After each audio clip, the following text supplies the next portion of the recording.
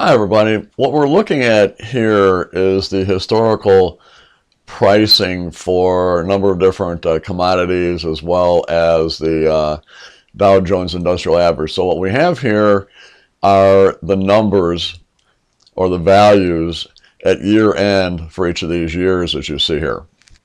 So what we're going to do is create some sort of a comparison. So what we want to do is figure out if there's any correlation between any of these items overall where they're kind of related to each other, where basically if one goes up, the other one goes up. If the other one goes down, it goes down, that type of thing.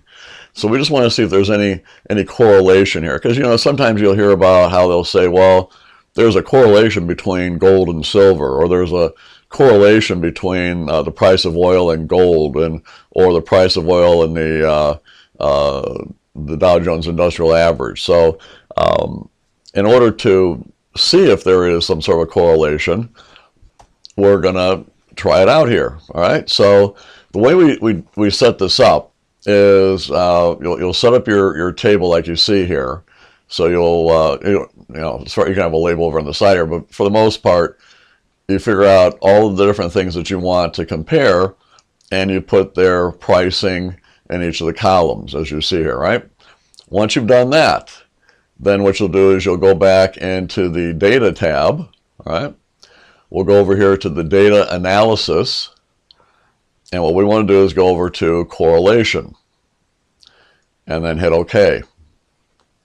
All right, so the first part here, as far as the input range, that's going to be basically all of this. So I'm including the labels here, okay?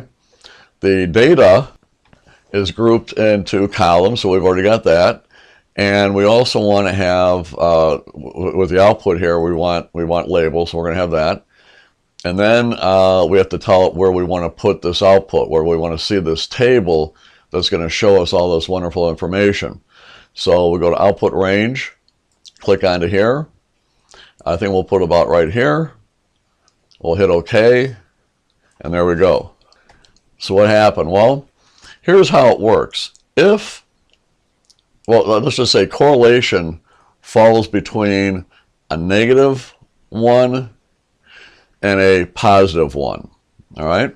If the correlation is at a 1, there's absolutely no correlation, no relation between the two.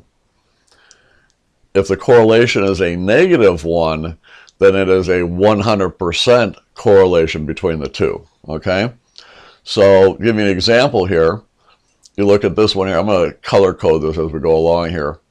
So this one here, that's a negative, and that one there's a negative. So let's just look at those first. So if a -1 is perfectly correlated, then at least we've got something in the negative. So we have a little bit of correlation between oil and the Dow Jones Industrial Average. So we got that. Over here, we barely have one. It's almost neutral here, but we have a little bit between the Dow Jones and silver. So that's pretty good. On the other hand now, you look at something like this one here, between gold. Now here, this is kind of interesting. The price of gold and the GLD, which is the ETF for gold. Okay, a lot of people think, oh, they're the same. They go up and down, in the same way. Well, obviously not, because you look at this. This is close to 1. Close to absolutely no correlation between the two, believe it or not. Pretty interesting, right? You look at the GLD and silver, no correlation. Just absolutely, almost remote, all right? Look at gold and silver, all right? No correlation, just totally out of there. So I wish I had other kinds of data that would really be all over the place, with a lot of negatives, but it is what it is. But at least you get an idea of how, if you're trying to see if there's correlations between certain sets of numbers, this is how you go about doing it. So hopefully this is something that you guys can maybe use at some point. Appreciate you watching the video. Thanks a lot. Take care.